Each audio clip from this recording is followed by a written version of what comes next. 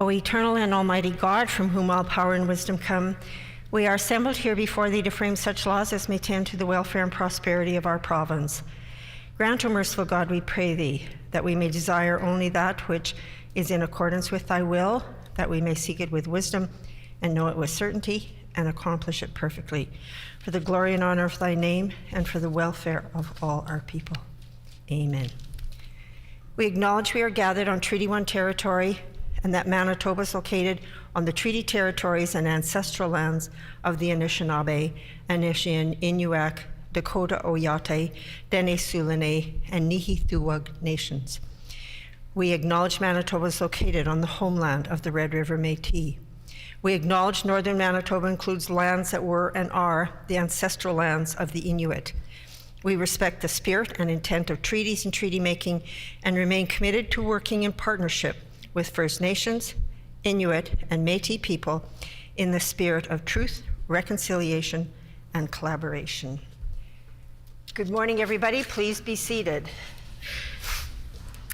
Orders of the day, private members' business. The Honourable Deputy Premier. Thank you, Madam Speaker. On House business. On House business. I would like to announce that the Standing Committee on Justice will meet today, May 17th, 2022 at 12 noon to consider the following. Bill 17, the Family Law Act, the Family Support Enforcement Act, and the Interjurisdictional Support Orders Amendment Act. It has been announced that the Standing Committee on Justice will meet today, May 17th, 2022 at 12 noon to consider the following. Bill 17, the Family Law Act, the Family Support Enforcement Act, and the Interjurisdictional Support Orders Amendment Act.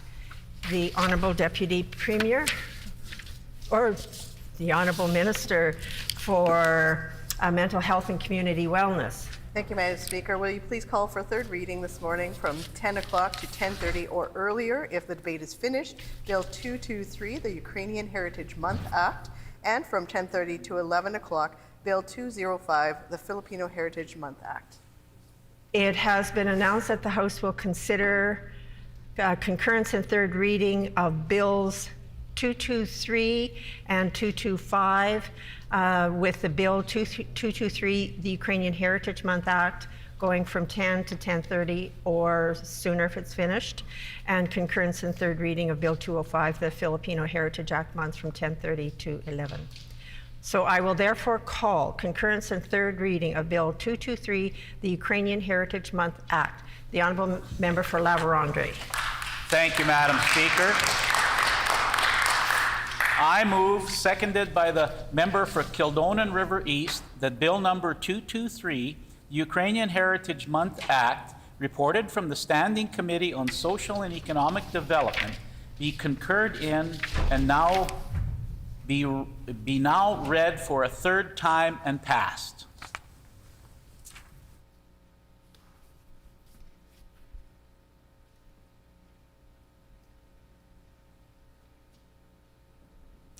It has been moved by the Honourable Member for La Vérendrye, seconded by the Honourable Member for Kildonan River East, that Bill number 223, the Ukrainian Heritage Month Act, be reported from the Standing Committee on Social and Economic Development, be concurred in and be now read for a third time and passed. The Honourable Member for La Vérendrye.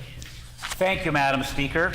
I would like to start by thanking all members of this legislature for supporting Bill 223 and getting it to third reading.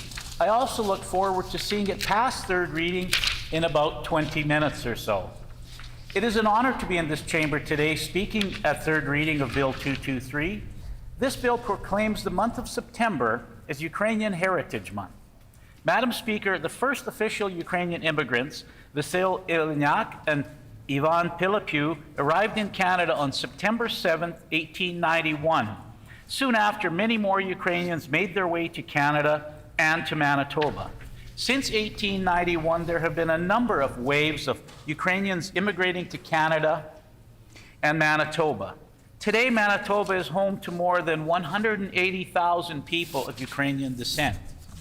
Madam Speaker, when the first Ukrainian settlers arrived in Manitoba, times were not easy, but their determination and work ethic allowed them to survive and become an important part of Manitoba's history.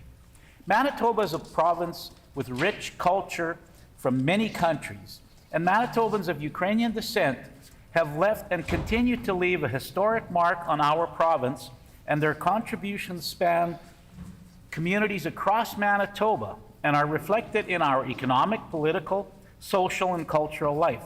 Their food, song, and dance are a great part of Manitoba. On February 24th, Vladimir Putin and his forces invaded Ukraine. Putin has targeted not only military targets, but has bombed hospitals, residential areas, and apartment blocks, orphanages, malls, and schools. He has no value for human life, bombing and killing anyone or anything that gets in his way, including women, children, and the elderly. This war has caused many Ukrainians to flee their home country and seek refuge in other parts of Europe. Millions have left Ukraine. Since the war in Ukraine started, Manitoba and Manitobans have stepped up with humanitarian aid to help the Ukrainian refugees that have been fleeing their homeland. There have been fundraisers all across this great province, not only for humanitarian aid, but to support the many families that we know are wanting to come to Manitoba. Manitoba is preparing for the arrival of a large number of Ukrainian citizens seeking haven in Manitoba. We will need a full range of support services: housing, healthcare, education, childcare, English language services, and social assistance, employment assistance, and more. Manitoba is ready to welcome and help support Ukrainians wanting to come to Manitoba. The federal government has announced that the first plane load of about 300 Ukrainians is soon to be landing in Manitoba. Ukrainians have been an important part of, the war in the Ukraine has been an unprovoked and act of aggression of Putin. There is this one thing, the one thing that this war has done is bring other countries to help Ukraine with humanitarian and military aid. With this aid, we can hope Ukraine can send Putin home and stop this senseless war. Ukrainians have been an important part of Manitoba since arriving in 1891. It is time we help them in their time of need.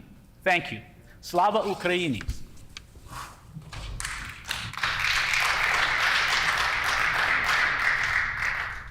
The Honourable Member for Burroughs.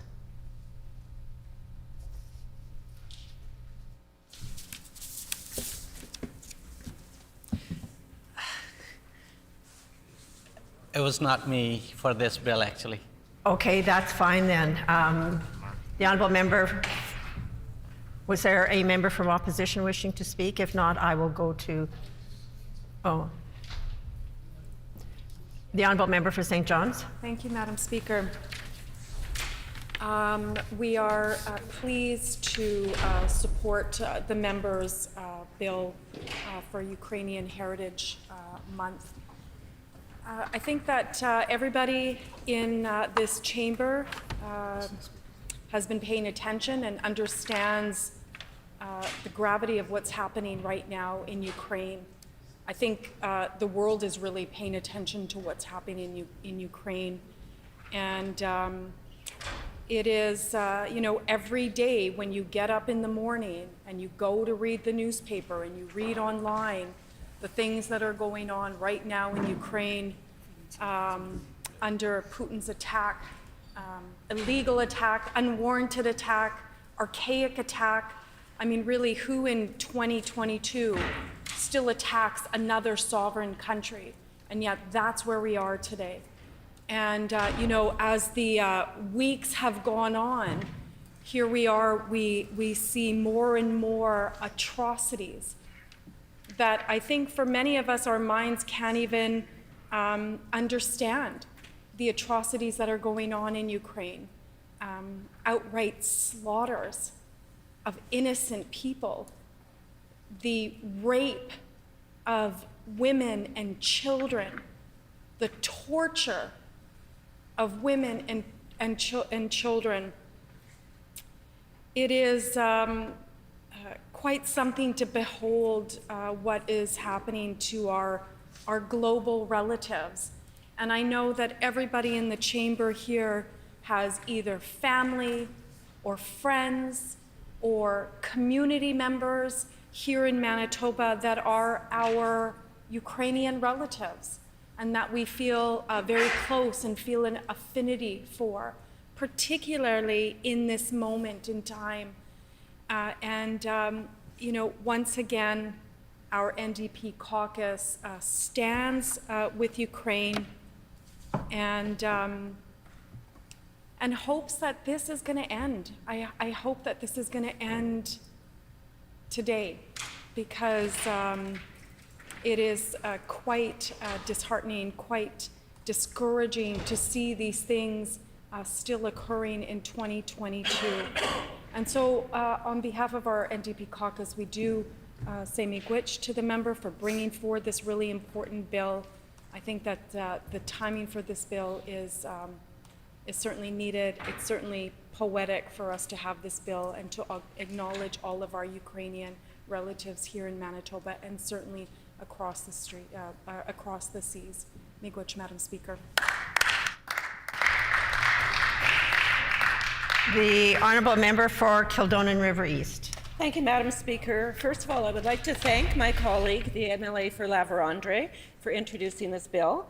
And as a proud Canadian of Ukrainian descent, I am honored to rise in the House today in support of the establishment of the Ukrainian Heritage Month. And it is fitting that September is designated as Ukrainian Heritage Month, as it is the month, as my colleague said earlier, that back in 1891, the very first Ukrainian immigrants first arrived here in Canada. Ukrainian immigrants like my Baba and Gigi, Maria Nicholas Sawula, and my grandparents Peter and Helen Swiston arrived in our province with nothing more than a hope and a dream for a better future. They worked hard to provide their families. Like many other immigrants, new immigrants, they toiled in the rock-filled fields in Kamarno, or some in the rail yards, and even some new Ukrainian immigrants were forced to work in the mines. There were no handouts, and life was difficult, but their strong work ethic helped shape and influence our beautiful province. Ukrainian heritage runs deep in our province, and church played an important role in the lives of Ukrainian immigrants. They were often the heart of their communities, serving as not only a place to worship, but also a safe haven to gather, to celebrate life's most happy and often sad events, Madam Speaker. It's no surprise that Manitoba's landscape is dotted with churches bearing the mushroom-shaped domes, unique to the Ukrainian Catholic and Orthodox churches. Madam Speaker, two iconic Winnipeg churches, Holy Trinity, Ukrainian Orthodox Metropolitan Cathedral, and St. Vladimir and Olga Church, also include beautiful stained glass windows and mosaics that I can say were proudly created by the famous Ukrainian Manitoba artist, Leo Mole. Madam Speaker, Manitoba is the home of hope. And as Manitoba prepares for the arrival of over 300 Ukrainian refugees, I would like to personally thank all of the Manitobans who have opened their hearts, their homes, and their wallets to ensure those families that were forced to flee their war-torn homeland have a safe and comforting home here in our province. I'd like to extend my heartfelt thank you to the Ukrainian Canadian Council of Manitoba for their efforts and dedication as Manitoba prepares for the imminent arrival of Ukrainian refugees. And a special duja dakyu to my friend Joanne Lewandowski for her dedicated efforts and leadership during these past few months. Joanne's passion for serving our Ukrainian community and ensuring Ukrainians arriving to our province have a warm and safe place to call home have been her priority. And dakyu as well to Ostap Skripnik, Nick Krawitz, Ben Wassilishin, Marika Chublik, and all of the volunteers who have worked tirelessly to welcome and assist with the settlement of new refugees to Manitoba. And there's also countless churches and organizations and charity that have pinched hundreds of thousands of pierogies and sold kubasa and everything else that they possibly could think of to ensure that they have funds that they're able to donate to the Ukrainian Congress to help with the immigration of the Ukrainian refugees here. And Madam Speaker, as well, from the bottom of my heart, I would like to say thank you to the people of Poland and the neighboring countries for opening their hearts to all of the Ukrainian refugees who were forced to flee their country. Madam Speaker, our government will continue to stand in solidarity with Ukraine, and we will continue to welcome Ukrainians to our province now and into the future. Madam Speaker, I ask all members to observe a moment of silence to pray for a peaceful resolution to the war in Ukraine. Remember those lives so needlessly lost at the hands of Putin. Slava Ukraini.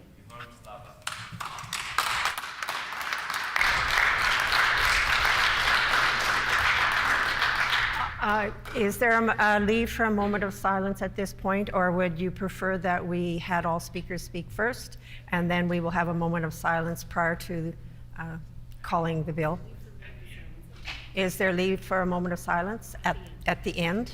Yes, sorry, at the end.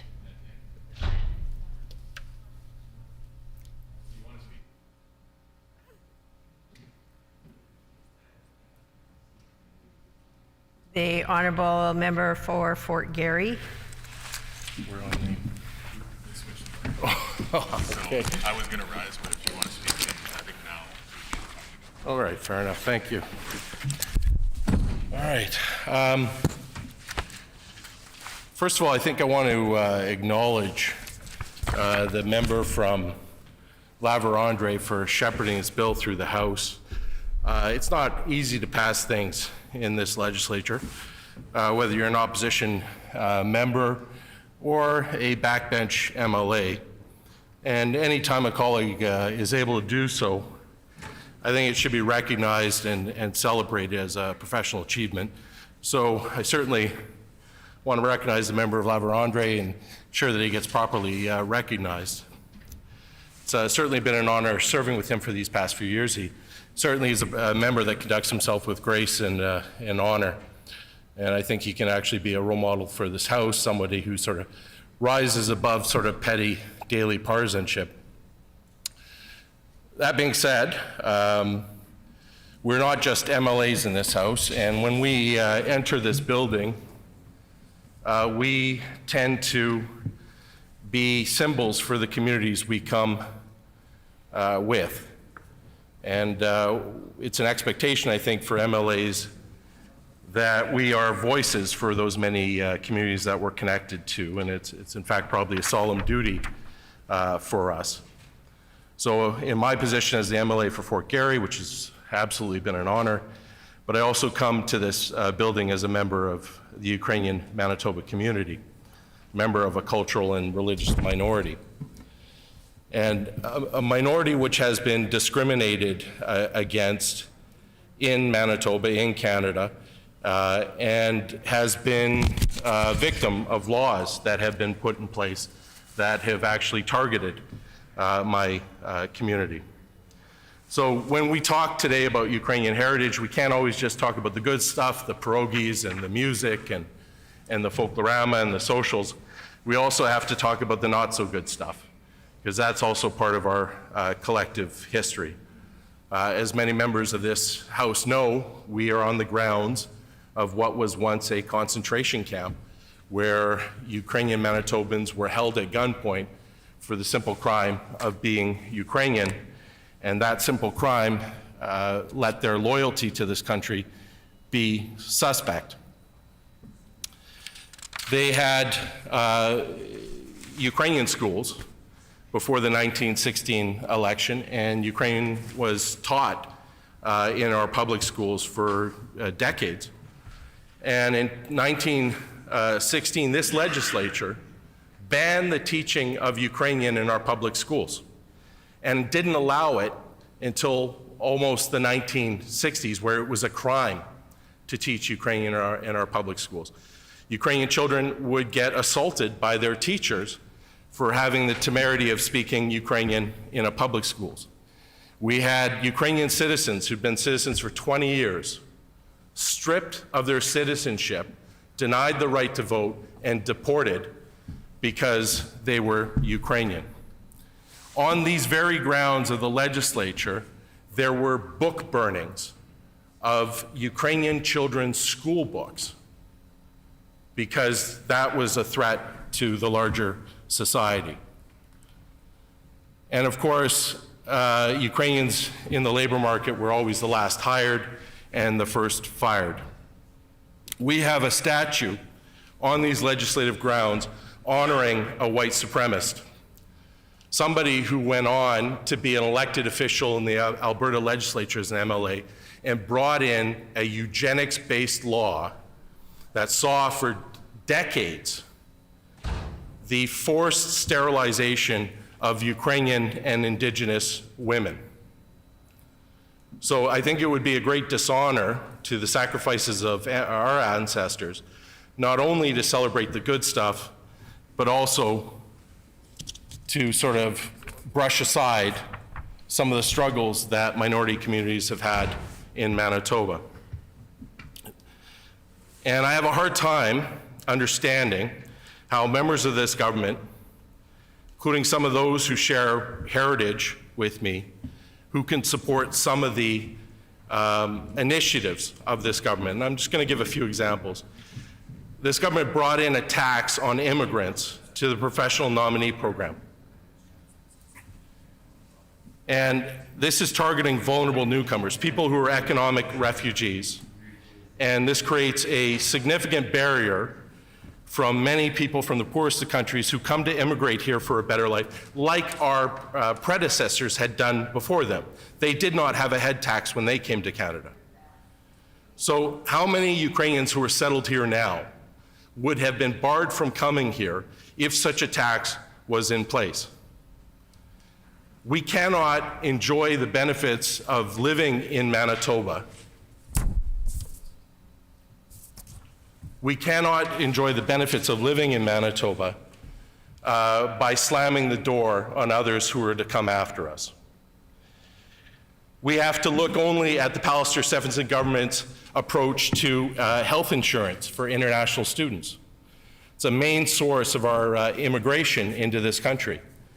We're the only other province in Canada that actually does this, that creates another barrier. What kind of message does it send about Manitoba's priorities? Do we value newcomers? And then, of course, we've seen some legislation in my time here which has entrenched systemic racism, and the one that just easily comes to mind is the Sunday retail closure law. This government entrenched into the law that you have the right to refuse work only on a Sunday. Well, why Sunday? For most Manitobans, that's not a holy day for them. In fact, I think I saw one statistic, there's only about 5% of Manitobans who regularly attend church. There's many Manitobans that have holy days on Friday, on Saturday, but yet we have entrenched in law one day that affects one specific group of Manitobans. The government was aware of this and still proceeded. What message does that send to all those Manitobans that don't fit into that box?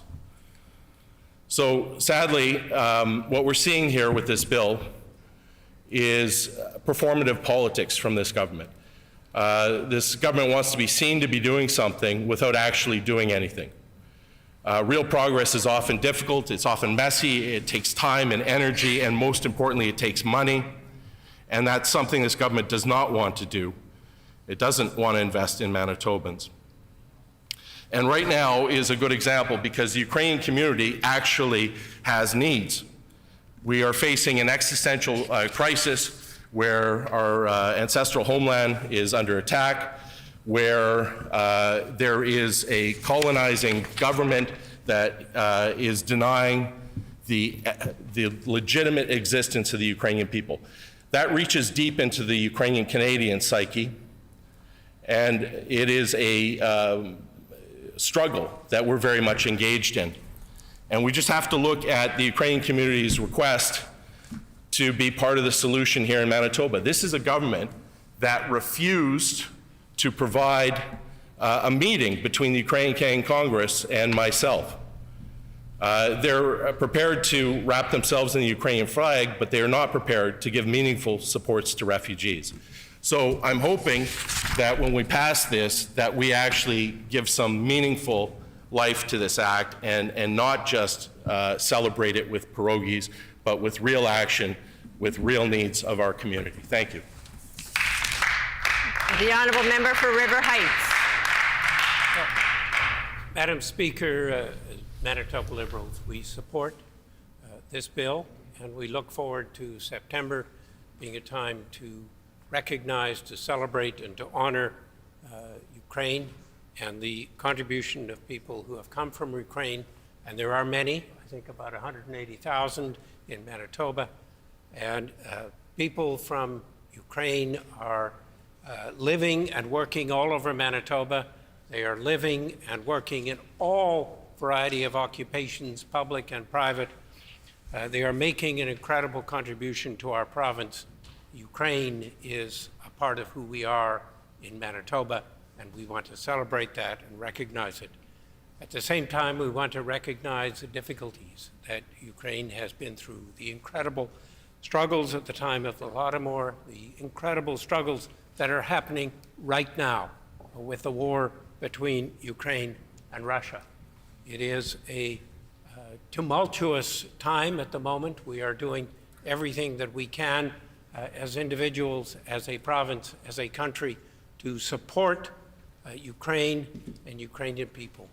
We look forward to receiving many Ukrainians shortly coming, and we welcome them as new refugees and hope they will decide to stay in Manitoba. But it hurts because we don't want to be, taking people who would make a contribution in Ukraine. We want to make sure that the fundamental continuance of Ukraine as a country is there, and we are supporting that all the way, Madam Speaker. Is the House ready for the question? The question before the House is concurrence and third reading of Bill number 223, the Ukrainian Heritage Month Act. Is it the pleasure of the House to adopt the motion? Agreed? Agreed and so ordered. Please stand now for a moment of silence.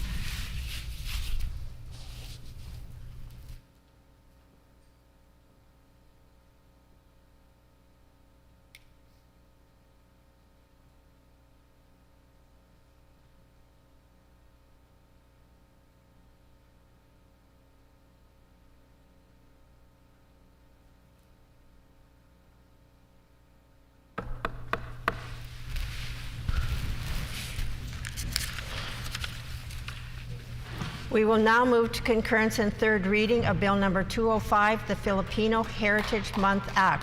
The honourable member for Brandon East. Thank you, Madam Speaker. I move, seconded by the member from Riding Mountain, that Bill 205, the Filipino Heritage Month Act, as amended and reported from the Standing Committee on Social and Economic Development, be concurred in and be now read for a third time and passed.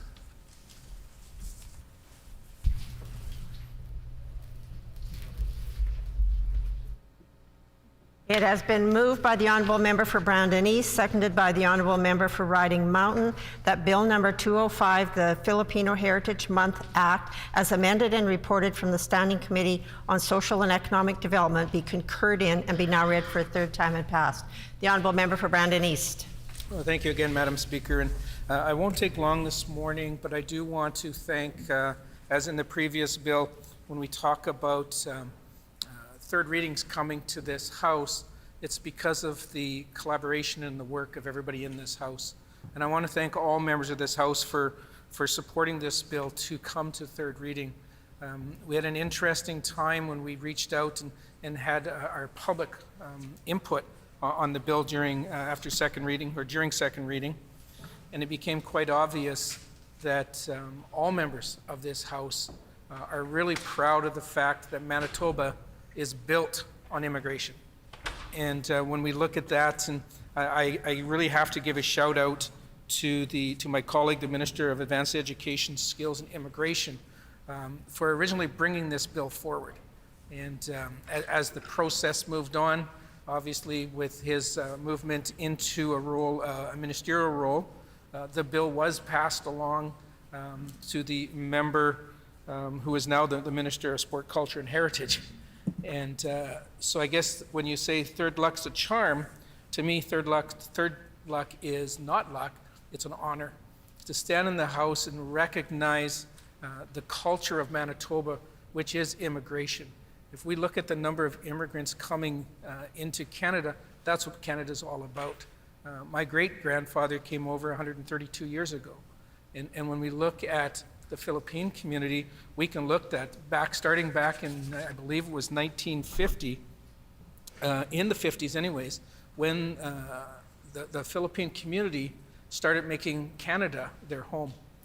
And I know in this House, when we look at even the representation in our House, where we have members on both official parties with Filipino heritage, even the previous Marcelinos that were in the House before, to bring that culture into the House is certainly something that we can all celebrate.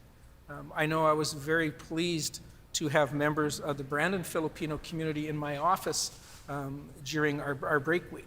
And we were able to have lunch and talk about their contributions to the community. And it was really incredible when I sit and think about Brandon East, and that's where my thought process was going at the time, as being a member of the Facebook group of the Filipino community in Brandon. I will admit at first when I thought of what was happening in my local community, it was selfish of me, because I'm thinking about what a great opportunity we have in Brandon with the Filipino influence. In our discussions with the Filipino community, with Roland, I'll mention, Madam Speaker, had Roland Luang, Jamie Luang, and Edith Strange of the Brandon Filipino community in my office for that lunch. And not only did we talk about their contributions to Brandon, which is incredible, but we talked about the contributions of their community in the province, in Nipawa, in areas south of Brandon, throughout the entire province. I've found it unbelievable that they actually have that many Filipinos in Manitoba. That is something we should all be proud of. When we look, Madam Speaker, in all of Canada, 837,130 Filipinos have immigrated to Canada from the Philippines, again, starting in the 50s, and that number is only as of 2016. That's the latest census that Canada has. As a Manitoba community, we should be proud that over 12%, so 79,820 Filipinos call Manitoba home. That is something that we should all celebrate. And when we look again, because of the work that is done throughout Manitoba, throughout Canada, if it wasn't for immigration, none of us would be here calling Canada home. None of us would be here calling Manitoba home. It is really an opportunity to work together, which we have really done.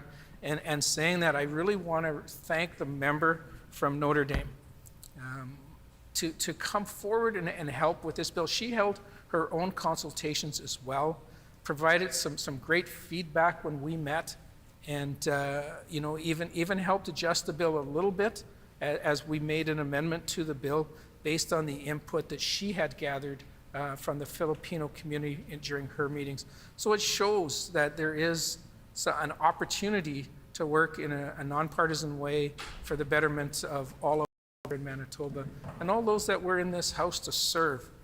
So, Madam Speaker, with the passing of this bill, we can join.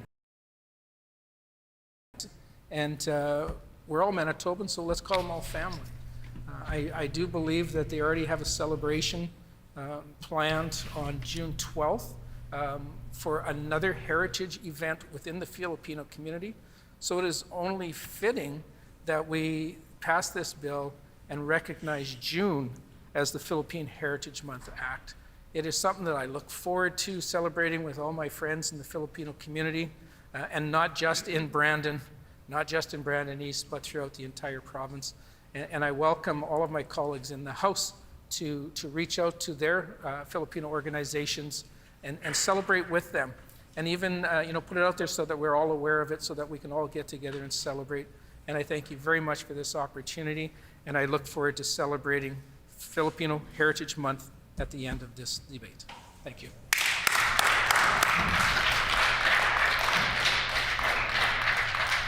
The Honourable Member for Burrows. Salamat po, Madam Speaker. It's my pleasure to speak to Bill 205, the Filipino Heritage Month Act. It's an important day today when we get this opportunity to discuss about our friends who have their roots in Filipino heritage.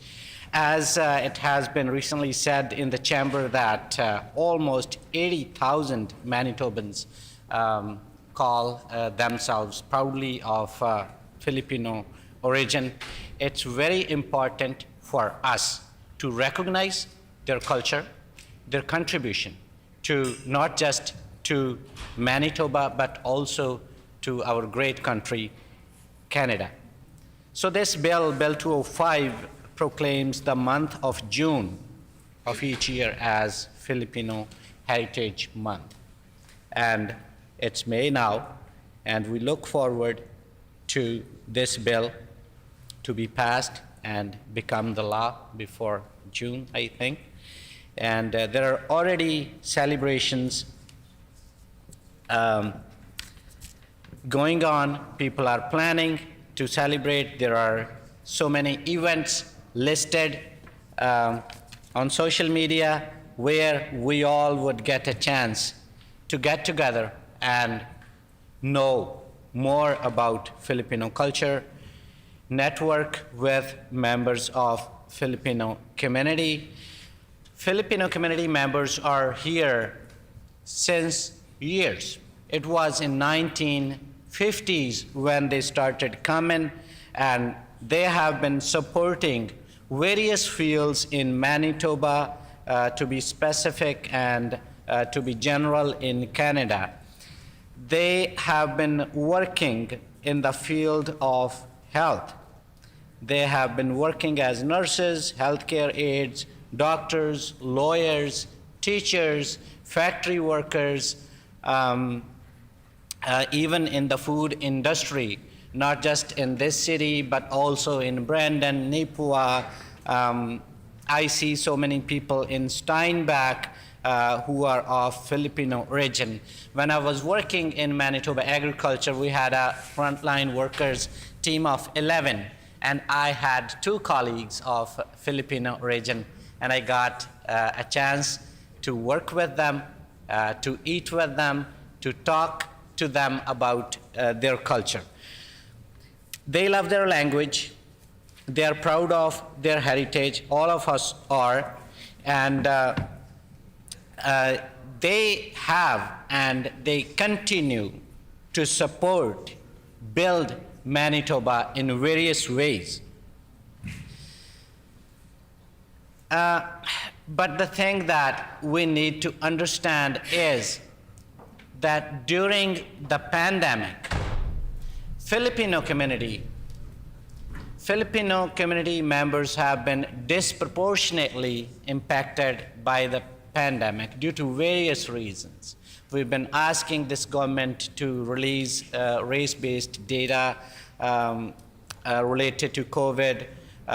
They got late, but ultimately they did release the data, and the data tells us that this community has been working so hard, but disproportionately impacted. And if we look at the data within Filipino community, women are impacted even more disproportionately. Filipino community started coming to Winnipeg from Philippines directly, and also from down south, and they have established themselves in this big city, Winnipeg, and other suburbs in Manitoba. And when I see how they build Manitoba, is that the people of Filipino origin, as per my experience, they love people of all ethnicities.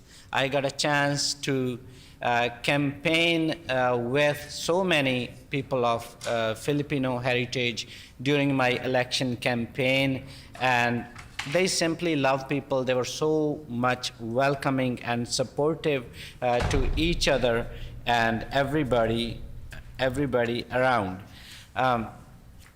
this bill does create an opportunity for us to discuss the issues this community is facing. This bill does recognize Filipino heritage. This bill does recognize their contributions, but there is a lot more that we can do for this community in addition to passing this bill. I was just thinking, just imagine this chamber without people of Filipino origin. Just imagine our healthcare system without people of Filipino origin. Similarly, you go to a school, you go to a university in Manitoba, you go for a walk, you go to a park, and you see Filipinos. Just close your eyes and imagine Manitoba without Filipino population. It won't be this beautiful. So I really respect this community. I'm really thankful to each and every immigrant who comes from Philippines for their contributions to our political field, to our economy, to our sport culture, and to add to our diversity. When we talk about politics, we know that Conrad Santos was elected to Manitoba Legislative Assembly in 1981, long back. And after that, we saw two more senior NDP leaders elected to Manitoba Legislature. I would name them Ted Marcelino and Flor Marcelino. And it's an honor when we say that Flor Marcelino was the first Filipina and woman of color to be elected in Manitoba Legislature in 2007. And she also worked as interim leader of the NDP here in Manitoba. So that's an honor. There are so many migrant workers who have their roots in Philippines, and they build Manitoba. They deserve better. They deserve better health care. They deserve better immigration system, and they deserve support and initiatives that help them settle here in Manitoba. Manitoba Provincial Nominee Program is a program which accounts for more than 70% of total immigration to Manitoba, and Filipino community is a big part of it. So when we talk about Manitoba Provincial Nominee Program, we talk about the $500 fee that's applied, people call it head tax, to the applicants under this category. So that's a barrier for so many people. Because when you convert the currency, people who apply from outside of Canada, $500 is a huge amount for many families who can't afford, and they have to make hard choices to apply for immigration and during this immigration process.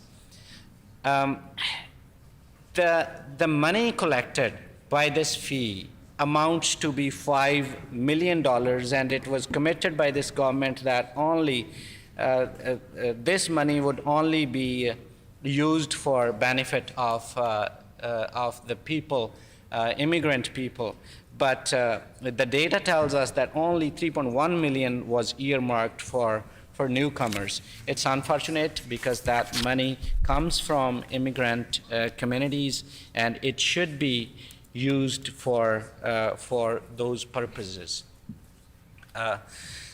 We, as official opposition, we stand together with members in this chamber, all members in this chamber, and we support this bill fully, and we want to stand together to recognize the contribution of Filipino Manitobans to our economy and the way they build Manitoba. Once again, I thank you so much for this opportunity to speak to this bill. Looking forward to its passage. Thank you so much, Madam Speaker.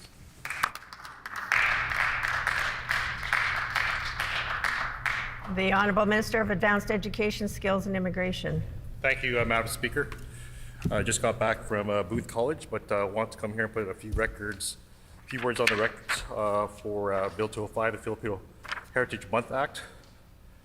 I just want to say I'm pleased to rise today to put a few words on it, and I want to thank my colleague, the member from Brandon East, for taking the lead on this key bill that, as all of you know, is near and dear to my heart.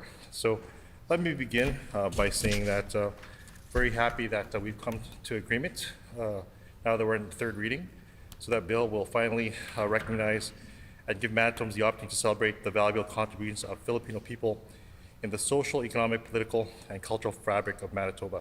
As many have said, many of my colleagues here have many constituents from the Filipino community, and I'm proud to say that, my dad, many of you know the story of my parents. My dad came here in 1968. He's been here for over 50 years now, and one of the reasons why he came here was to give a better opportunity for his family.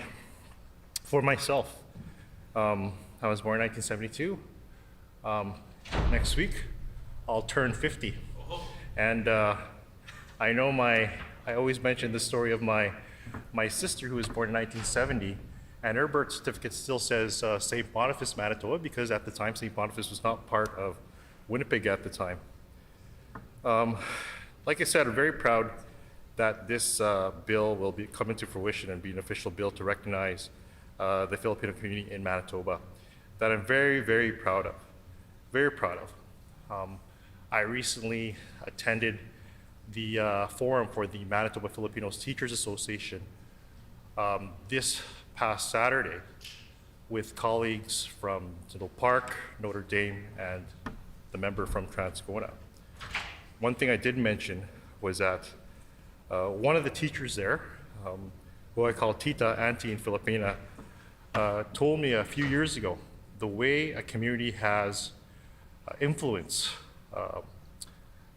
is through three things: education, business, and politics.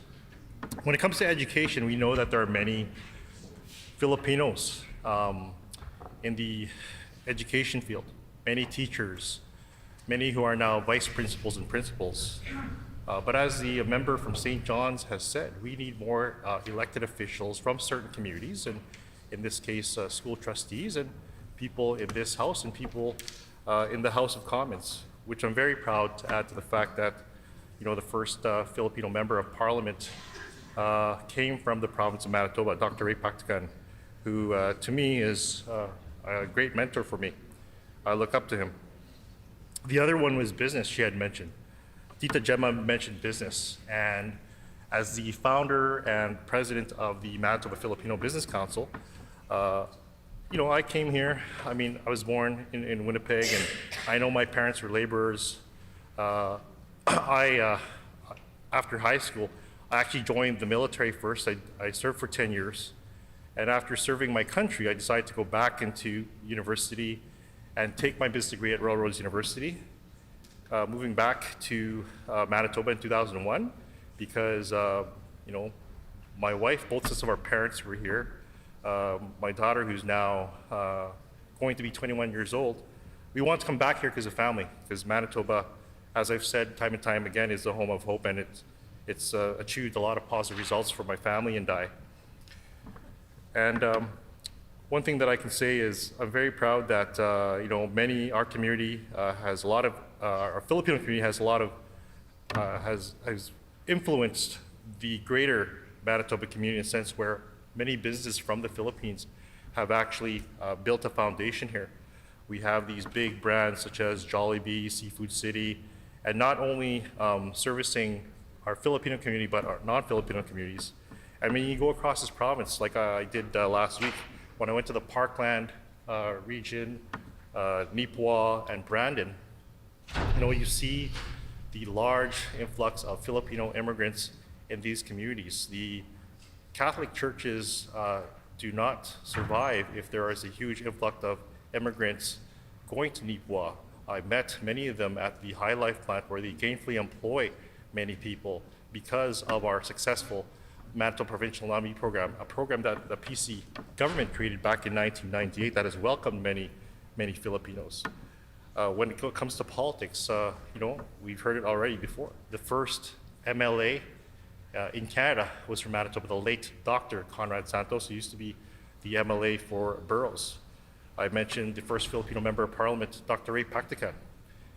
It's good to see that we have Filipino representation in the House of Commons now. An MP from Ontario. She is serving her community well. I'm very proud that we have representation from a federal standpoint. But many had questioned why should we have a provincial bill, because there's already a federal bill. Well, I'll tell you why, because what I've just said and what some of my members have said, there has been some great accomplishments by our Filipino community in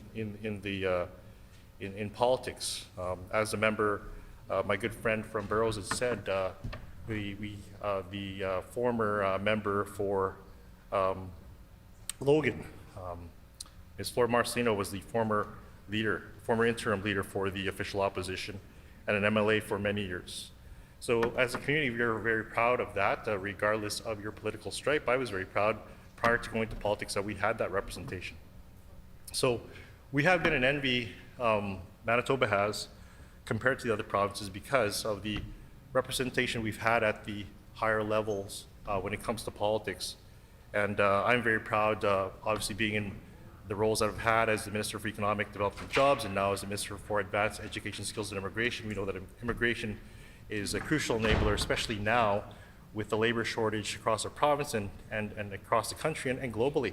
We're going to have to challenge the jurisdictions in terms of getting labor here. And one of the benefits of the Filipino community is a strong labor force from that community in different sectors. So very, very, very proud of that. And I know that my good friend in Waverly, Jose Thomas, was very proud to see that the third reading was going to actually happen today. And I know that this bill has been talked multiple times. The opposition has talked it out many times, politicizing this bill, but there should be no politicizing of this bill whatsoever, because we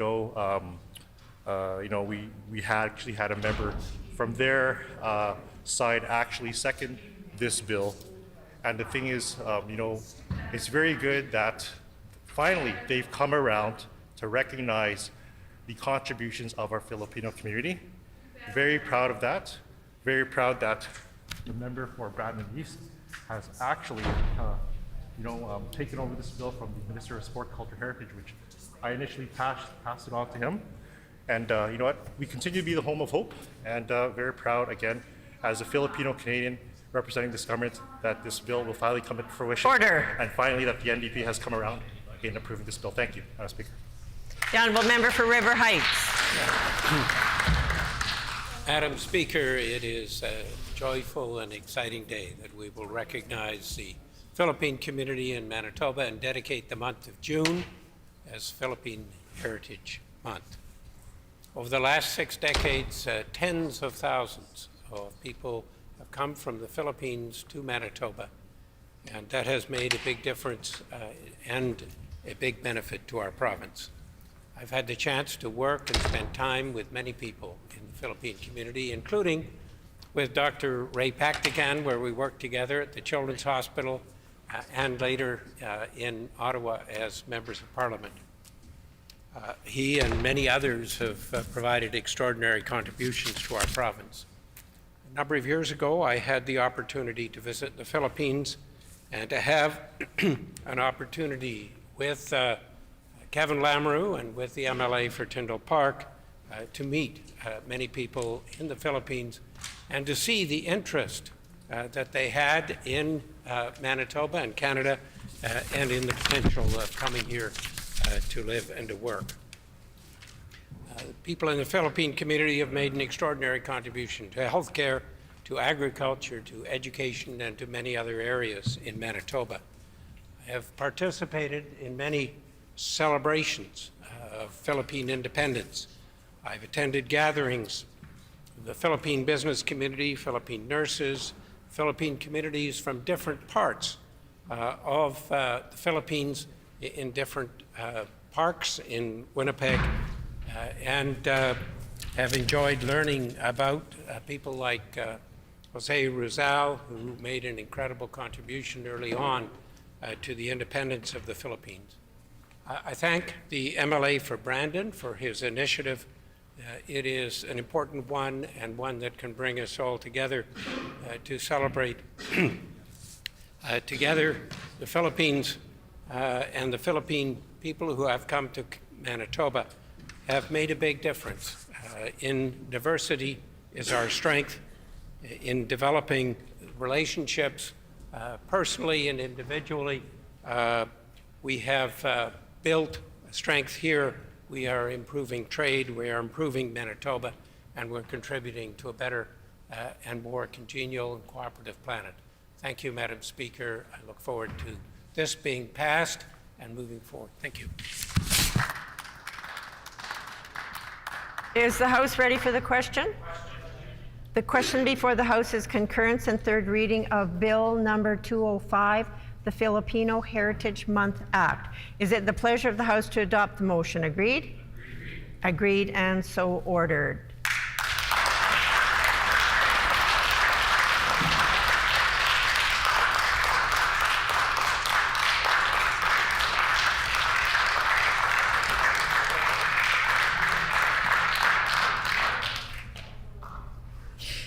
The Honourable Minister of Advanced Education. I'm just education. Oh, sorry, the Minister of Education. Thanks, Madam Speaker. Can we canvass the House to see if it's the will of the House to call it 11 o'clock? Is it the will of the House to call it 11 o'clock? Agreed, and so ordered. The hour is now 11 a.m. and time for private members' resolutions. The resolution before us this morning is the resolution on calling on the federal government to extend time frame for Indian Day school survivors, brought forward by the Honourable Member for Rossmere. The Honourable Member for Rossmere. Thank you, Madam Speaker. I move.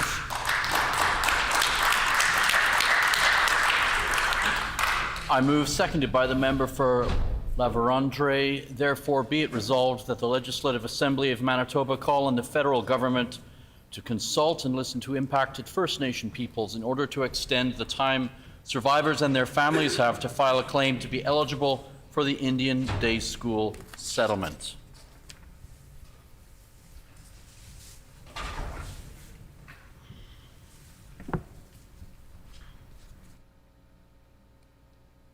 It has been moved by the Honourable Member for Rossmere, seconded by the Honourable Member for La Vérendrye. Therefore, be it resolved that the Legislative Assembly of Manitoba call on the federal government to consult and listen to impacted First Nation peoples in order to extend the time survivors and their families have to file a claim to be eligible for the Indian Day School settlement. The Honourable Member for Rossmere.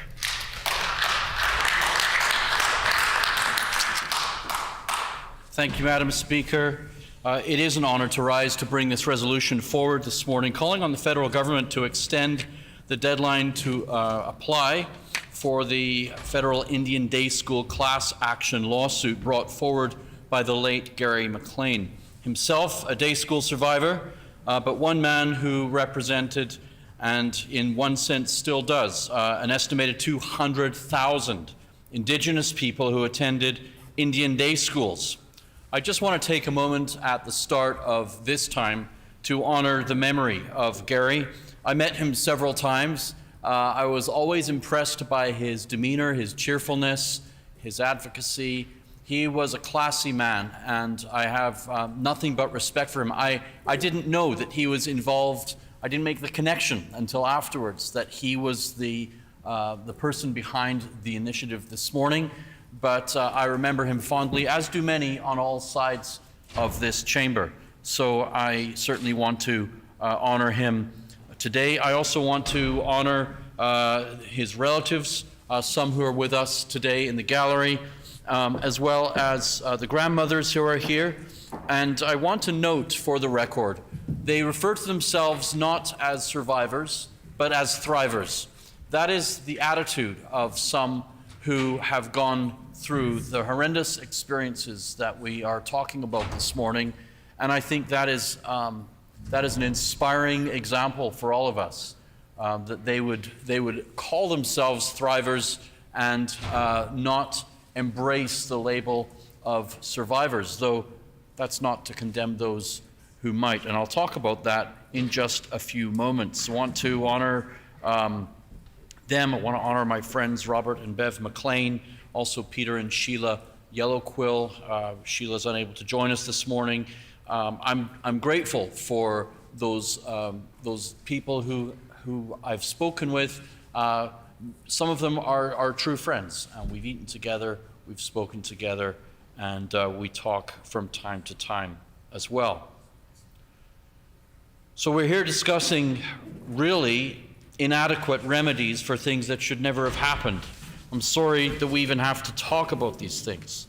And that should serve as a cautionary tale for us, Mr. Assistant Deputy Speaker, because future generations will look on what we have done and they will inherit our actions. That should give us pause as we reflect on the things that we do that will impact those who go after us. I want to advance, Mr. Assistant Deputy Speaker, the interests of reconciliation. I want to make right what others have done wrong. I want to do what I can. It's a massive topic. It's a topic that's being talked about all around this country, and it's easy to be overwhelmed. And my response to those feelings of being overwhelmed is this: we can all do something. And I guess this morning this is my something. And I hope that we can all agree to move this forward together. So let me get into some background for what it is we're talking about. This wasn't my idea. The substance of this resolution comes from Indigenous groups who are asking for an extension. There are several reasons for the request for an extension to apply to qualify for this lawsuit, this settlement. The most obvious reason is COVID. COVID has delayed many processes and many things, and it has delayed this process as well. It's made it more difficult for people to make appointments. It's made it more difficult for people to come into Winnipeg. And all of us have been affected by that. All of us have experienced that in one way or another, whether it's a dentist appointment or some other appointment. A lot of things have been slowed down because, well, people were sick, people were staying home. There's fewer people answering phones, processing files, and so on. So that's one obvious reason. But there's another reason that this extension is warranted, and it's this second reason that I want to draw attention to. The things we're talking about are not emotionally neutral. I spoke with a friend last night, and he told me that he is eligible, and that was a shock to me because I thought that the residential schools and the Indian day schools were something that mostly affected the generations above me. I'm 44, and I assumed that the people who were influenced by this education system were mostly older people than me, and my friend is slightly older than me, but not very much. And he said, no, he attended an Indian day school, and he said the memories of those experiences were so traumatic for him that the whole application process, where you have to retell some of those things, and you have to go back there in your mind, and it opens up those old wounds. There is trauma here for 200,000 people. That's a lot of people. And so that's another reason for the request for an extension. There are 5 levels of compensation, ranging from $10,000 to $200,000, depending on the experiences of those affected. And obviously, if your level of compensation is a higher level, then there is more paperwork required. Some people are just opting for the lowest level because it's sort of the easiest at an emotional level, and where that is not the right thing, I hope they can find the strength and the courage to apply for the appropriate level. Money does not solve these things, but it is a statement. It is a step forward.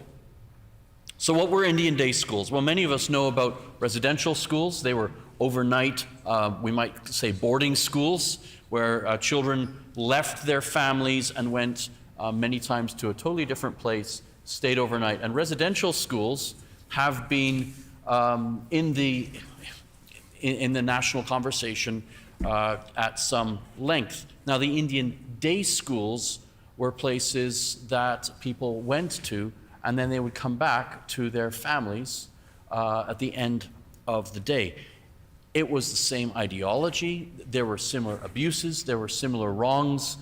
There were many, many similar things, sometimes similar staff and the same staff in these day schools. And this is the nature, this is the focus of this particular request that we discuss this morning.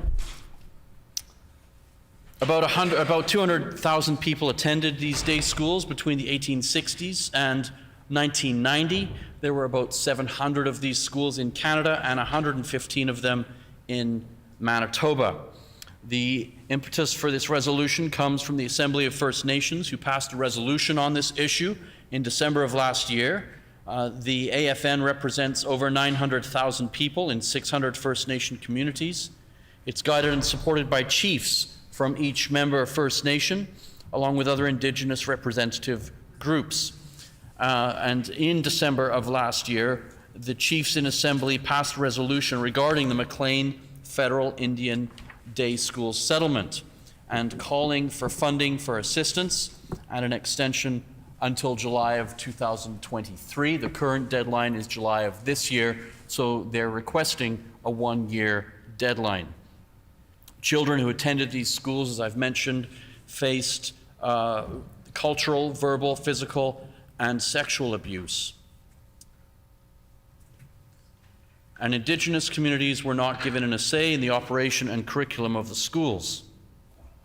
And the accumulative effect of the abuse and assimilation perpetrated by Indian day schools has greatly contributed to intergenerational trauma and to cultural and linguistic erasure.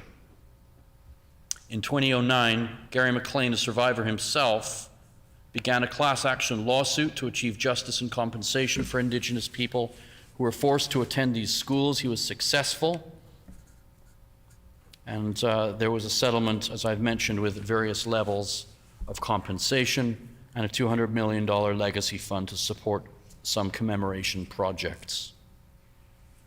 I hope that we can add our voices to those chiefs, to those Indigenous people who are asking for a one-year extension, that they could have access to the resources that were eroded because of COVID, and they can have access to the supports and to each other as they band together to apply for what has been deemed by the courts rightly theirs. It's not everything, it is something. I hope this House will join me in advocating for this small piece of reconciliation this morning. Thank you, Mr. Deputy Speaker.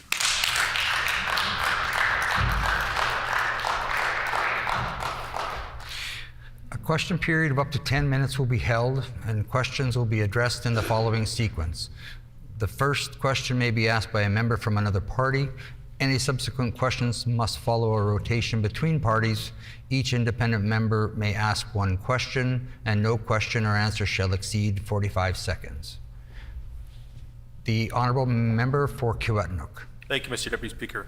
Can the member tell us what is the current process to apply for Indian Day School funding settlement? The Honourable Member for Rossmere. Thank you. Thank the member for that question. Yes, there is a website.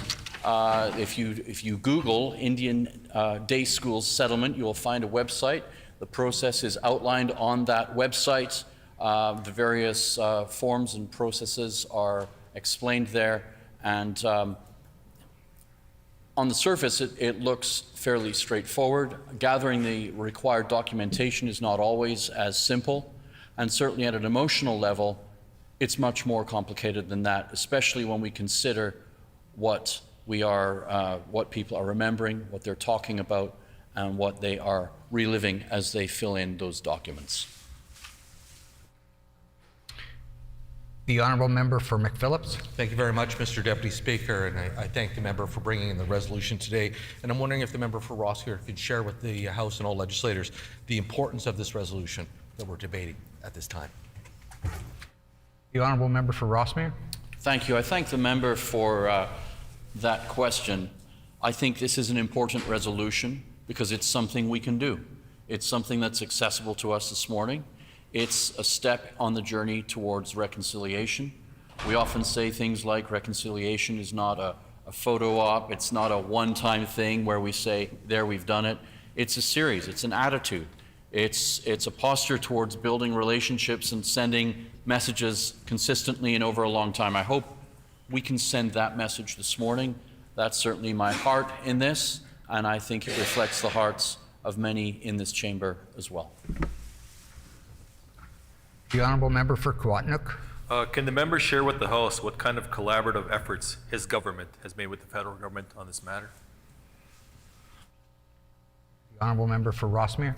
Yeah, I want to thank the member for that question.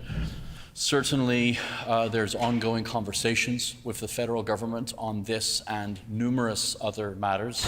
Obviously, the former minister worked collaboratively with the federal government discussing this. This has been brought to our attention. It's also been brought to the attention of the federal government, and the minister responsible was only too happy to support this resolution. And if we're successful this morning, that will give us another strong message to send to the federal government. The honourable member for St. Boniface. Thank you, Mr. Assistant Deputy Speaker. Yeah, I'm just wondering, has the Manitoba government done anything to compensate Indian Day School survivors or thrivers from provincially run residential schools?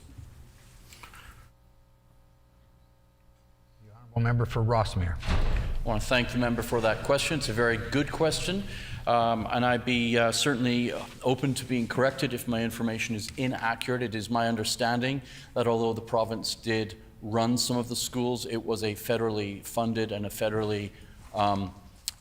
federal initiative, and so the legal actions have been taken up with the federal government, and that is where they are being sorted through. If that is inaccurate, then I certainly would like to know more about that. The honourable member for Dawson Trail. Can the member explain further why is this settlement referred to as the McLean Indian Day School Settlement? The honourable member for Rossmere. Thank you, Mr. Deputy Speaker, and I thank the member for that question. It's referred to as the McLean Day School, Indian Day School Settlement because it's named after Gary McLean. Gary was a gentleman many of us knew. He was a day school survivor from Lake Manitoba First Nation. The McLean Day School Settlement Corporation is named after him, and the fund will use $200 million from the settlement to help the descendants of those who attended Indian Day schools across Canada. Gary was the original plaintiff who filed the class action lawsuit on behalf of over 200,000 survivors. And again, I do want to say it is very unfortunate that he cannot be with us here today. First time has expired. The honourable member for Kawatnuk. Thank you, Mr. Deputy Speaker. While the resolution calls for the extension of the deadline or the timeline that's fast approaching, what other concerns has the member heard in regards to the application process from Indigenous people? The honourable member for Rossmere. Yeah, thank the member for that good question. I've heard a variety of concerns.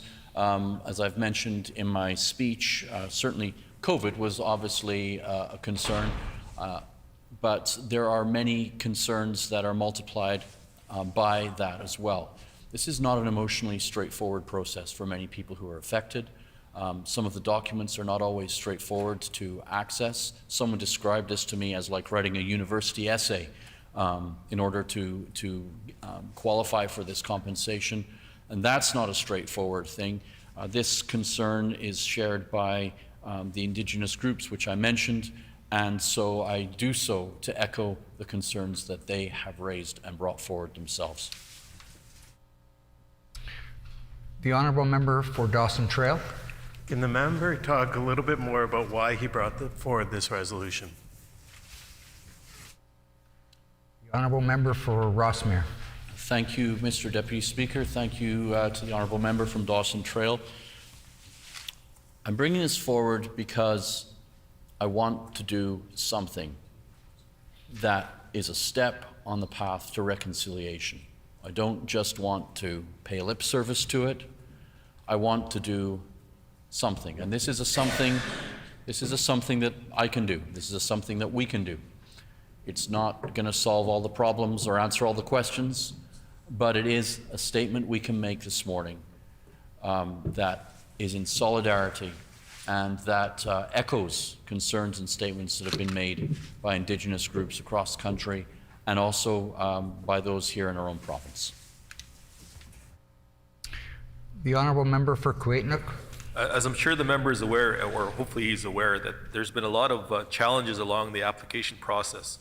And one of them is, in fact, the survivors being able to, quote-unquote, provide proper identification. So some of that is about almost proving who you are. So there is a significant backlog in vital stats here in Manitoba. So I'm just wondering if I can ask the member, what is his government doing to help alleviate that backlog to ensure this identification process is expedited? The honourable member for Rossmere. Now that's a great question because in an unrelated matter, I've been dealing with some of these vital stats challenges, and I have seen firsthand that the backlog created, that accumulated during COVID has been speeding up, and I'm dealing with other vital stats things, as many in this chamber probably are, and it is my understanding that those wait times are shrinking and moving along nicely, and so I trust that problem, if it's not solved, is well on its way to being solved. Obviously, COVID has created headaches on a number of fronts, and that office was one of them that was affected. I believe that that has been addressed, and if it's not completely resolved, Member's time has expired. Resolved. The honourable member for Dawson Trail. Can the member talk a little bit more about when these schools were operated in Canada? The honourable member for Rossmere. Thank you, Mr. Deputy Speaker. Thank you, honourable member from Dawson Trail. These schools operated starting around 1820, and I was surprised to learn that they actually continued to operate until 1990. That is when I was at school. People my age attended these schools. People younger than me attended these schools. This is not something that we have to reach back only generations ago, but many people alive today attended these places. This happened in my lifetime. This happened in our lifetimes. They happened across the country, I think over 700 and about 110 if I'm looking at my notes. Member's time has expired. The honourable member for Kuwait-Nook. Thank you, Mr. Deputy Speaker. Further to my question about vital statistics, I was wondering if the member can commit, or on behalf of his government, commit to an expedited process in terms of vital stats for the survivors of Indian Day schools to ensure that if this timeline is not extended, that they do have their proper identification and their vital stats issues resolved quickly. The honourable member for Rossmere. Thank you, Mr. Deputy Speaker. I thank the member for that question. Obviously, I'm not going to speak for the minister, but I think in a spirit of good faith and a spirit of reconciliation, certainly those kinds of conversations would not be dismissed out of hand. They would not be pushed off the table by any means. So, look, my heart would be that we could sit down, have common sense conversations together, figure out how we can do things that contribute to reconciliation and move forward together. So I'm not in a position to commit on the behalf of the government, but I'm certainly open to talking with the member and taking concerns forward to the minister, who I know is interested in these matters.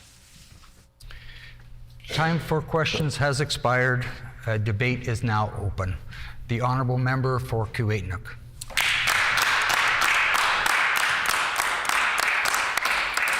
Thank you, Mr. Deputy Speaker. And I would like to thank the member for bringing this resolution forward. And before I begin my comments, I would like to acknowledge Mr. Gary McLean and his family that are here, that are able to join us here today.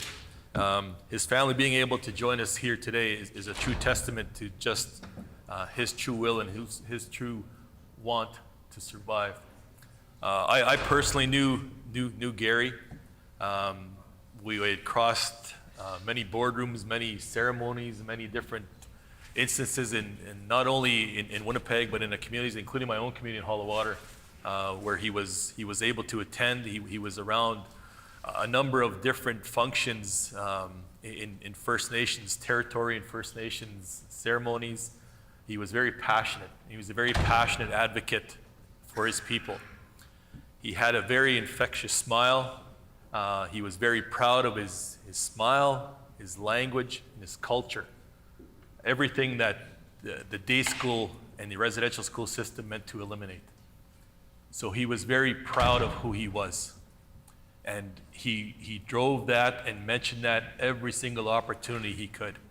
For myself, Mr. Deputy Speaker, language wasn't something that was spoken well in my own home.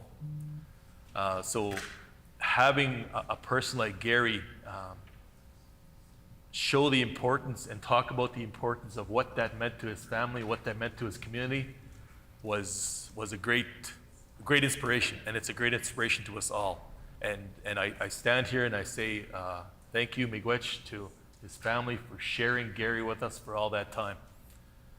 And if he was able to join us here today, he would be very passionate, again, about everything that he stood for. So, Mr. Deputy Speaker, it is imperative that we also carry forward that work that Gary stood for, that work that Gary had spent and committed his whole life to, and those sacrifices he made to his people, to his culture, to his community, and to his family.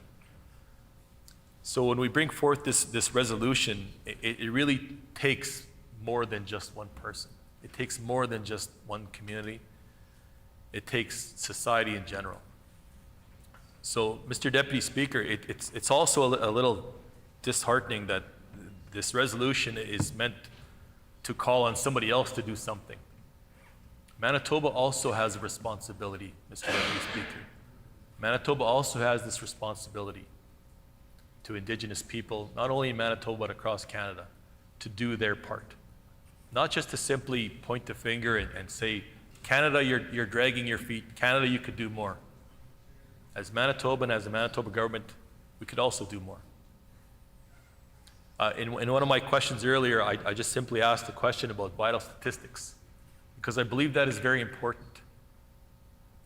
A lot of survivors do not have that identification, Mr. Deputy Speaker. And it's a number, it's a description given to them by government. That's something that, as Indigenous people, we're not always accustomed to. So now you have to go out and prove who you are. Not only do you have to prove through this process, prove the abuses that you suffered, prove the sacrifices that you had to make, but now you have to actually prove who you are. So the government of Manitoba can assist in that way by addressing that backlog. Hopefully, Mr. Deputy Speaker, there ends up being no deadline for this application process, and there shouldn't be a deadline to this application process.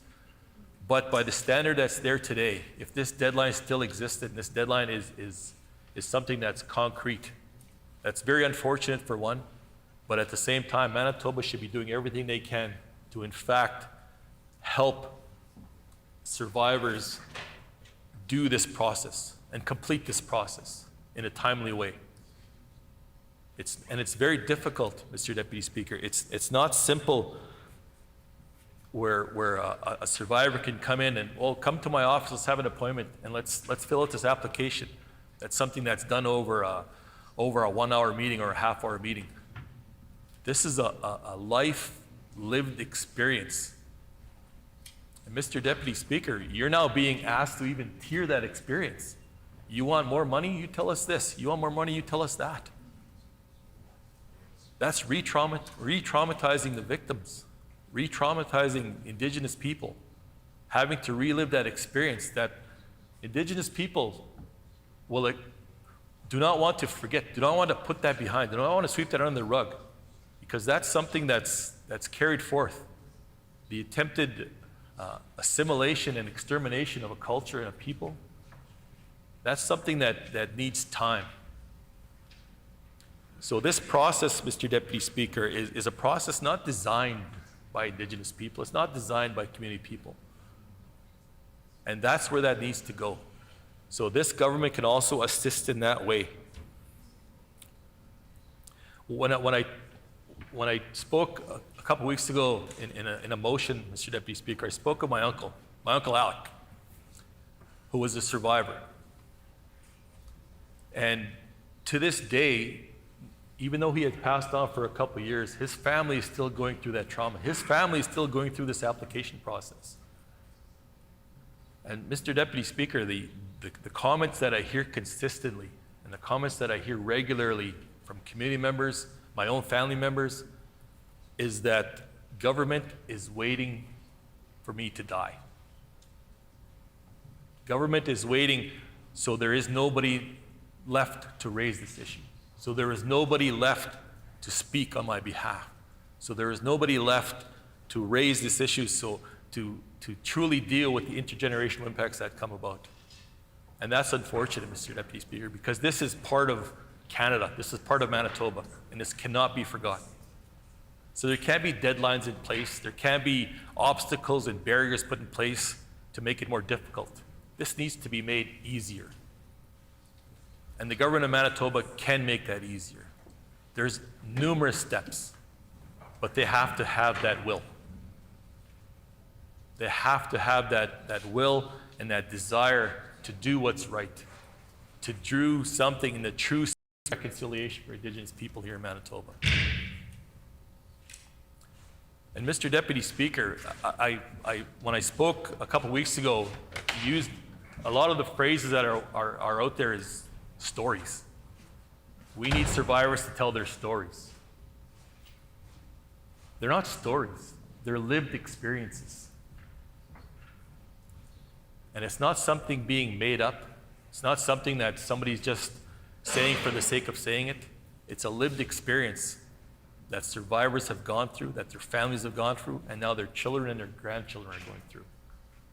And we need to give that voice a bigger place in society, a bigger place in Manitoba, a bigger place in Canada. Mr. Deputy Speaker, my own dad is also a survivor in this way. And he went through this application process. And my sister, who was 3 years younger than me, she had helped him with this process.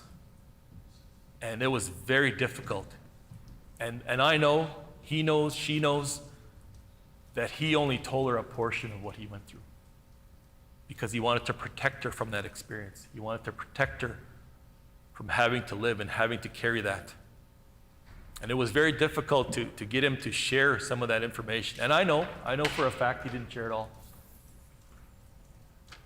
But it's something that we need to discuss, we need to talk about. And the intergenerational impacts are felt in our family every day. And I know he wouldn't disagree with sharing his story. Mr. Deputy Speaker, when my dad, and he's 83, and and I'm honored to still have him with me today. When he went to school, there was an electric fence around the school. There was an electric fence around the teacher's home. We didn't even have power in the community. But that was there to protect that school, to protect that teacher, but not there for the community. He was responsible to cut the teacher's hair. He was responsible to cook their food and was disciplined if he got it wrong. Disciplined if the hair was cut wrong. Disciplined if the food didn't taste right. Mr. Deputy Speaker, he was 10 years old. So this process, we need to do more. We need to do more than just our part. We need to do more than just the bare minimum. And I call on this government to do more than just ask for the extension of the deadline. We need to advocate a lot more than just a 1-hour resolution. Miigwech, Mr. Deputy Speaker.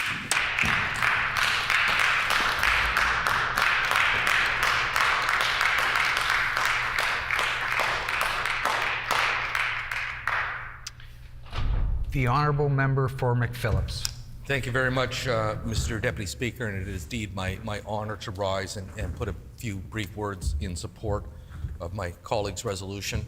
I also wanted to say through you, Mr. Deputy Speaker, to the member for Quaitnick, thank you very much for rising today, for sharing your story, the story of your family.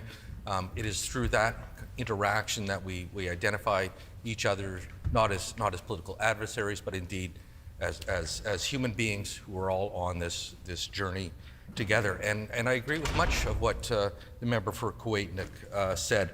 The member noted that the process for application needs to be made easier, Mr. Deputy Speaker, and I think that's something that we can all agree as elected officials. We've all helped constituents go through government forms, whether as helping them go through or maybe in a previous life before we were elected, going through government forms. They can be difficult at the best of times. So we can well imagine the situation that we have, where in literally less than 8 weeks, a significant number of Indigenous peoples here in Canada and in Manitoba face a deadline of which, if they fail to meet this deadline, they will no longer have access to the funding that is rightly theirs, Mr. Deputy Speaker. So, Mr. Deputy Speaker, I think it's incumbent, and I do appreciate my colleague's comments, noting that this is not his goal this morning with this resolution is not to suggest that in any way we have fulfilled our commitment to reconciliation. I don't believe that is a commitment that will ever be fulfilled. It is indeed something that will be with us for a long time, and it should be with us for a long time. Again, the member for Quaitnick talked about language and the lack of language in his own home, which I think is a bedrock of any thriving culture, Mr. Deputy Speaker. Mr. Deputy Speaker, it's interesting how a number of colleagues here this morning have made reference to Gary McLean, and it's kind of amusing in a sense that, you know, Gary really touched a lot of people's lives here in this chamber. We saw him out and about at events and at community events, and he was always a very cheerful individual who was willing to share a smile and share a story, Mr. Deputy Speaker. But more importantly, Gary had the courage to lead this request for Indian Day School compensation. And I think it is an honor to the guests in the House, the survivors, or sorry, the terminology, the thrivers, Mr. Deputy Speaker, that it is indeed referenced, and that Gary and his name and legacy continues to be referenced, Mr. Deputy Speaker. We need to show in that spirit of solidarity of this chamber, a united voice with this resolution. And it is not just the member opposite's resolution, Mr. Deputy Speaker. This is what we should all be doing in this House, bringing the voice of Manitobans, of Canadians forward to this chamber.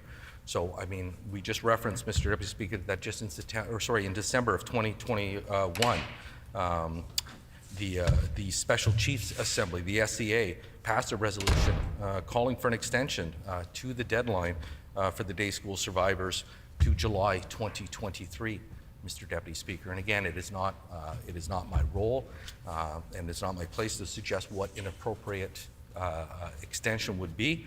So I will defer to the judgment of the Special Chiefs Assembly, who are making that ask of the federal government, and by extension, this chamber, hopefully, before we rise today at noon, will also add our voice to that. I think also the timeliness of the member's resolution is quite good. We recently had First Nations, Métis, and Inuit leaders traveling to Rome to meet with the Pope, who personally apologized for the residential schools, of which the day school survivors are a component of our legacy and our horrible legacy of treatment of First Nations in our province, Mr. Deputy Speaker. And we know, and I know the member for Quaitnook actually got up the other day on a matter of privilege about the Pope's lack of visit here to our own province of Manitoba. I believe it's Edmonton, Nunavut, and Quebec, if memory serves me correct. But that is not, but although the Pope may not be visiting us at this time and visiting Indigenous leadership here in Manitoba at this time, we shouldn't give up, obviously, on the idea of reconciliation. Obviously, the Pope's visit would be a huge step in terms of reconciliation, but that's not to diminish the smaller steps that we can collectively do moving forward. The member for Quaitnook also made mention, and it was about vital statistics, the lack of identification for some of these individuals. And I saw that firsthand, Mr. Deputy Speaker. I recently traveled to the Ukraine, Mr. Deputy Speaker, and there at the border, the lineup of individuals on the Ukrainian side traveling into Poland was, I mean, it had to be at least eight plus hours in line. And what in large part, the delay in coming through and actually ultimately having the safety, the sanctuary of safety in Poland for these Ukrainian women and children, Mr. Deputy Speaker, was that lack of ID. In many instances, these individuals had no intentions of traveling outside their own country of Ukraine, and suddenly they find themselves in a situation thrust where they have to enter another country and they have no ID, Mr. Deputy Speaker. So I was able to see that firsthand, to speak to the refugees, Mr. Deputy Speaker, in Ukraine about this situation. Now, fortunately, the Polish government has been doing a tremendous amount of work to help facilitate the movement of Ukrainian refugees into their country, Mr. Deputy Speaker. But it does echo what the member was suggesting, that the identification, the need for identification, is simply a requirement of governments all day, of today. The goal obviously is not for individuals to relive the trauma. I hear the member's own story about his father, and I bless him that his father, I believe, 83 years of age, is still with us. Mr. Deputy Speaker, I remember my own grandfather, who served with the Canadian military in North Africa and in Italy before being wounded, and getting him, or trying to get him, to share his stories and his perspective of the war was obviously very difficult, Mr. Deputy Speaker, because of that trauma. And it is just another level of trauma not unlike what the day school and what the residential school survivors have experienced, Mr. Deputy Speaker.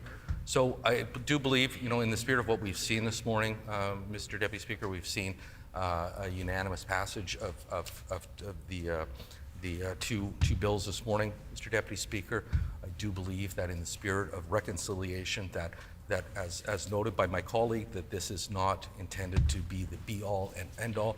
This is simply a recognition that Indigenous peoples, that the Indian Day School survivors are asking for this. They're asking the federal government, of whom is the ultimate authority in this particular resolution, to provide that extension. That again, it is not myself as the member from McPhillips asking it, but it's through me that the Special Chiefs Assembly is making this request of us as legislators, Mr. Deputy Speaker.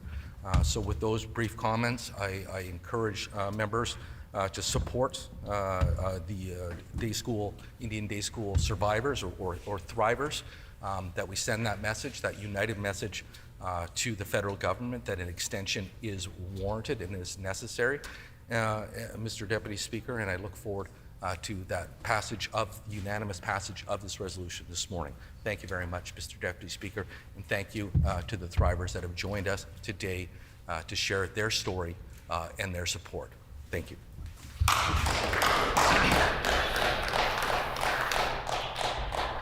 The Honourable Member for Wolseley.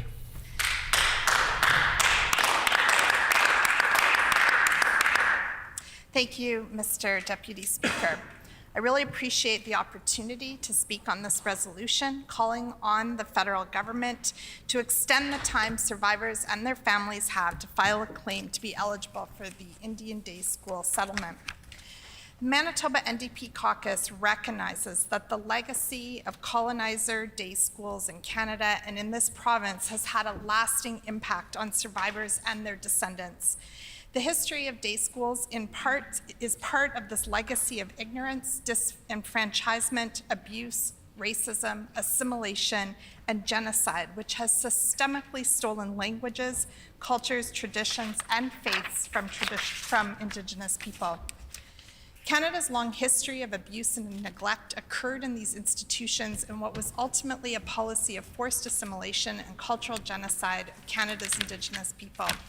The pandemic has played a role in delays for survivors to get what they need to apply for the settlement, and many survivors have difficulty accessing legal advice and thus not having documents prepared for submission to have their truths properly told. However, another source of delay are the long wait lists for personal identification documents through Vital Statistics, as my colleague has indicated today. In my constituency office, we've been helping people address barriers for other situations, such as applying for the 60 Scoop application. We've had a number of constituents, and some of those barriers include things like a lack of access to a computer and certainly access to ID, which Vital Statistics needs to step up and clear their wait lists. We've long raised the issue of long wait lists for Manitobans to get the documents they need, and the PC government needs to be doing much more to reduce the delay. Many survivors face long delays just to get the documents they need as part of the application. And I agree with the remarks made by my colleague that we would really love to see Vital Statistics expedite this process for folks applying for the funds for the day school program. We must truly and fully adopt survivor-centered approaches in any and all forms of redress aimed at correcting past wrongs, and we want to honor the survivors of residential and day schools and recognize the intergenerational trauma still felt by their descendants today.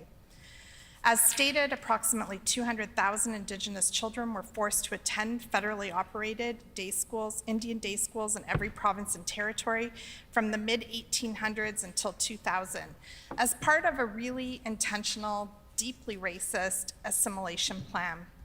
As often overlooked part of Indigenous history and Canadian history, Indian day schools resulted in the severing of cultural connections, including Indigenous languages, cultural practices, and ways of being for hundreds of thousands of Indigenous children and family. Day schools, like residential schools, were places where students experienced physical, verbal, and sexual abuse. In these institutions of assimilation, they were forbidden to wear traditional clothing or participate in ceremony. The vast majority of children were not allowed to speak their own languages at school, and abuse was common. Children were beaten or locked in small spaces by teachers or staff for misbehaving, and numerous students reported being sexually abused. A large percentage did not receive enough food to eat. Students at some residential schools in the 40s and 50s were subjected to nutritional experiments without their consent or the consent of their parents.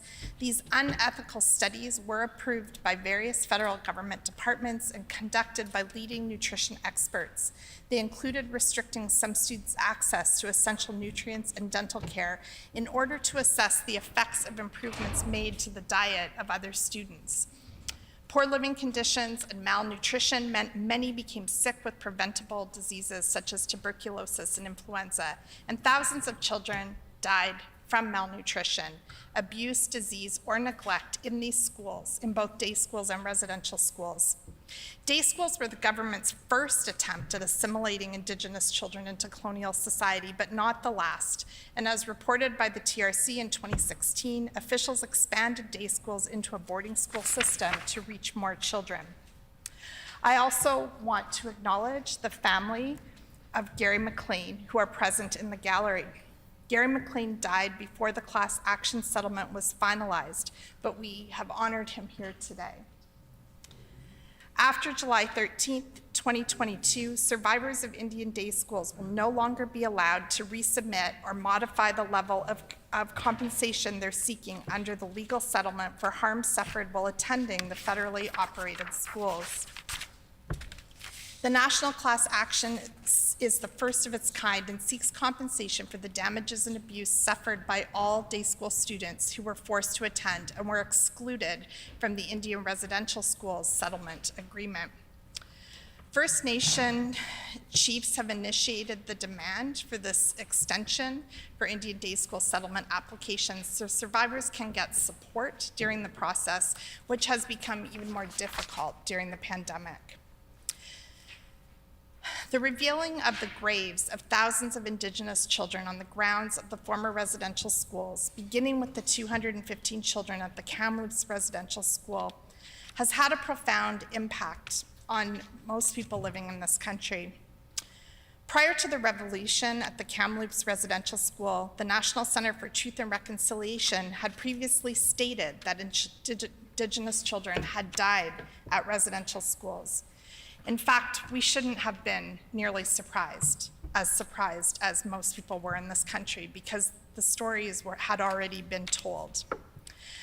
Ground-penetrating radar showed all Canadians of the deaths that purposely went unrecorded and validates the claims that Indigenous people have been making, the stories they have been telling for decades. The ongoing finding of these graves serves as a stark and painful reminder of the history of this country and the ways in which violent colonial policies have impacted Indigenous people. Entire generations of people were extinguished through residential schools. Thousands of children who died in this abusive system never got to grow up, fall in love, form partnerships, have children of their own. The revelation of unmarked graves was a seminal moment in our collective history, which demands that more needs to be done from all levels of government in Canada. Our NDP caucus feels strongly that Manitoba must follow all of the recommendations of the Truth and Reconciliation Commission, particularly here in Manitoba, where Indigenous people make up the highest percentage of the provincial population in Canada. We must sincerely approach the important work of understanding the intergenerational and systemic impacts of residential schools. Sadly, this PC government talked out Bill 200, my colleague's Orange Shirt Day Statutory Holiday Act, which recognized Orange Shirt Day, September 30th, as a provincial statutory holiday for the purposes of the Employment Standards Code and the Interpretation Act. This act aimed to honor the survivors of residential schools and recognize the intergenerational trauma still felt by their descendants today.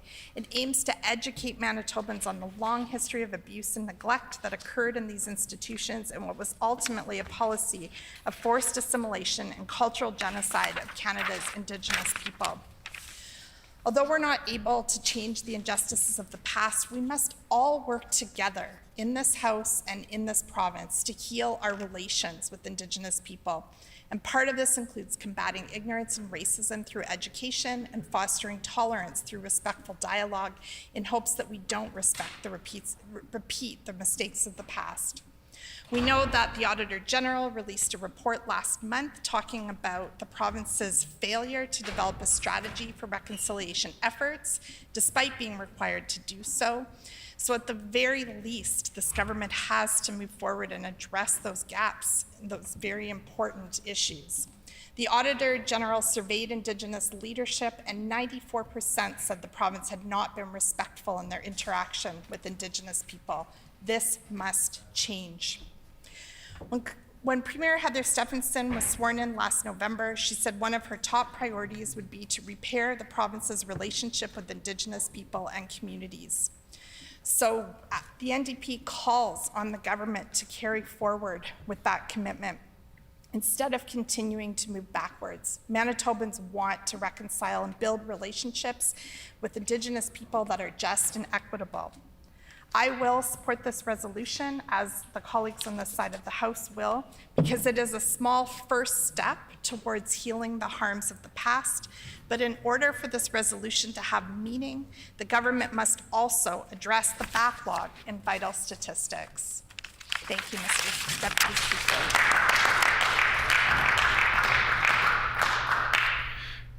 The honourable member for St. Boniface. Thank you very much, Mr. Assistant Deputy Speaker. This really is about Gary McLean's legacy. He was a giant in so many ways. Both physically, he had a huge heart. I knew him, so it's always a delight, and it's an opportunity for me to, on behalf of the Manitoba Liberal MLAs, to express my condolences to you, because I can only imagine what a hole his loss has left in your lives.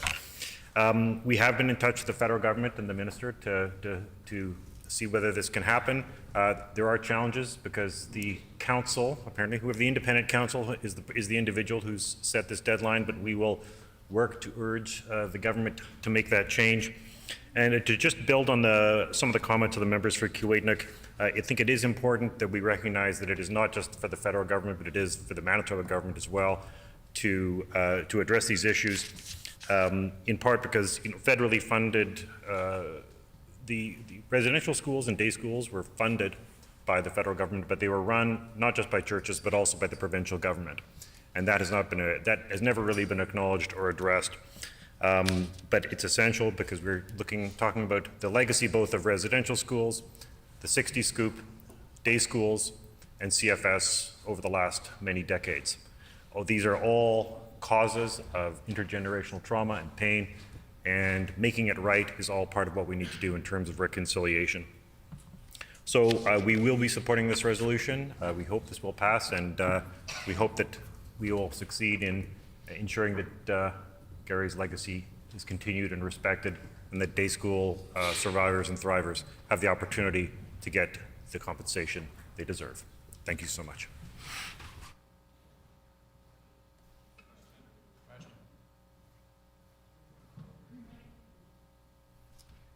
Is the House ready for the question? Is it the pleasure of the House to adopt the resolution? Agreed, and so ordered. I declare the resolution carried.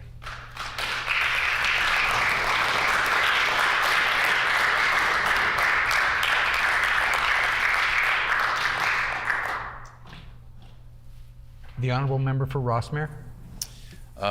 Mr. Assistant Deputy Speaker, I would like to ask leave to see if this could be recorded as unanimous. Is there leave of this House to recognize this vote as unanimous? Agreed. Agreed, and so ordered. The honourable member for Rossmere. Oh, okay. Yeah, he can ask. That's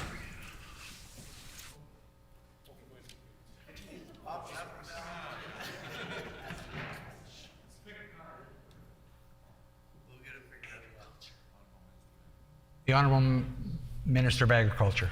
Is there will of the House to see the clock as 12? Call it 12 o'clock. Is it the will of the House to call it 12 o'clock? Agreed? Agreed. This hour being 12 o'clock, this House is recessed and stands recessed until 1:30 p.m.